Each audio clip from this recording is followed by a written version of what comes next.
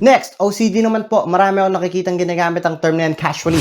Nadali mo, tatandaan nyo, may mga behavior na completely normal na hindi naman natin dapat nilalabelan ng clinical terms. Ngayon, alamin natin yung normal sa hindi. Pag-ibahin natin yung OCD, OCPD, at high conscientiousness o ang normal na behavior. Sabihin natin inaayos ko yung mga libro ko.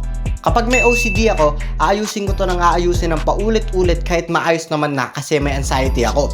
Di ako mapakali kahit na kailang ayos na ako. Kasi, ayon sa DSM-5-TR, ang obsessive-compulsive disorder ay isang condition kung saan nagkakaroon ng uncontrollable or paulit-ulit na thoughts or ang tinatawag na obsession or nagkakaroon ng paulit-ulit na behaviors o ang tinatawag na compulsion na feeling mo kailangan mo gawin para mabawasan yung anxiety mo. Kadalasan time-consuming to na isang buong oras yung nauubos dahil sa obsessions or sa compulsions. Ngayon naman, kung may OCPD ako, sisipatin ko ng maigi. Sisiguraduhin kong pantay na in order talaga siya kahit pa maubos nito yung oras ko.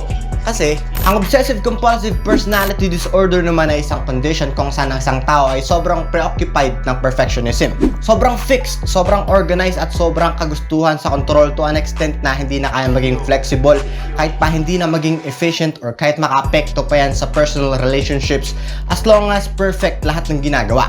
At ngayon, kung normal naman ako, sabihin natin personality ko na mataas yung conscientiousness ko, basta mukha nang maayos tignan, okay na yun sa akin, hindi ko na yun sisipatin na maigi o di na ako mag-aalala. Kasi, ang conscientiousness naman ay isa sa Big 5 personality traits na tungkol sa pagiging disiplinado, organized, responsable at maaasahan. Kapag mataas yung levels nito sa isang tao, ibig sabihin yung mga nasabing traits yung meron sila. At kapag mababa naman, ibig sabihin hindi sila ganon. Normal na normal yan kasi parte ng personality ng tao. Kaya wag na wag nyo i-diagnose yung sarili nyo. Psychologist ba kayo?